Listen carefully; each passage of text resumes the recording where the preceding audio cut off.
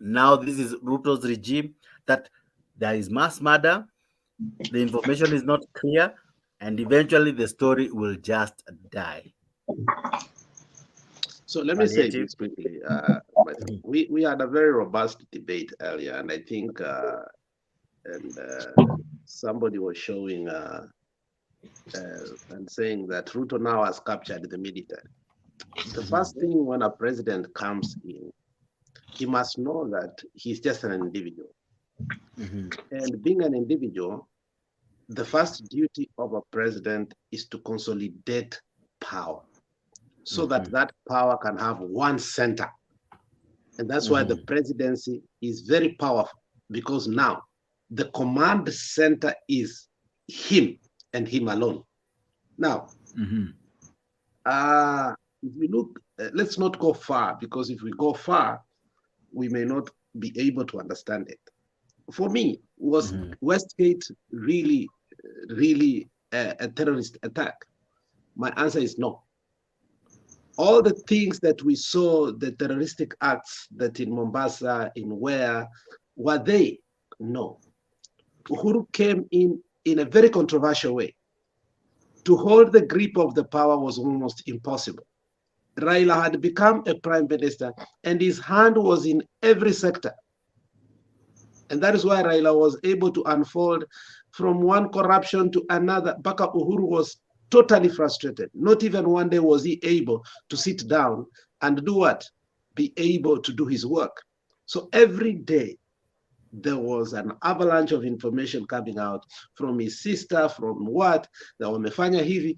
And you see, it was so frustrating. And the media has the appetite to get such information, sell it out, and that's how the ratings come. And eventually, the revenue comes, so on and so forth. So as we have been talking about Mandamano and giving sleepless nights to Ruto, Ruto is also consolidating power. He's not a stupid person. This is a man who had become a minister for security. This is a man who has been a minister before, and now a man who had been a deputy, a powerful position that cannot, you can't drop him constitutionally. So he understands and he has defined what power is. He has come in a way that is controversial. He's fighting for legitimacy within the circles and the corridors of power. He doesn't care about you and me. And in so doing, he's galvanizing, making sure he had captured everything except the military. So he's on expedition to get sure that the military is part and parcel of him. First of all, he sends the military to Congo. It is not working. He sent it to Rukan. It is not working. He is doing everything in his capacity to make sure that ameleta hawa watu karibu.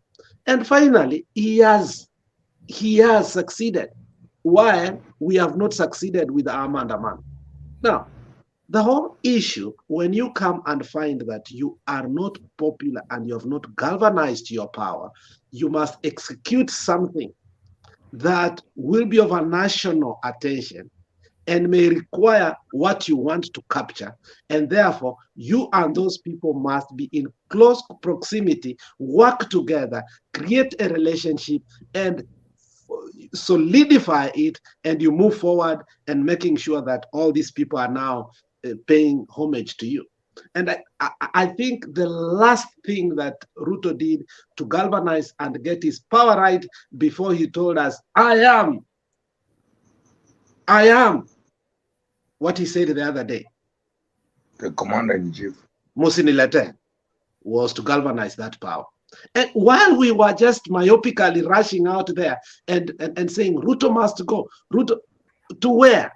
So these are scripts that are written politically so that a president is able to come and capture power.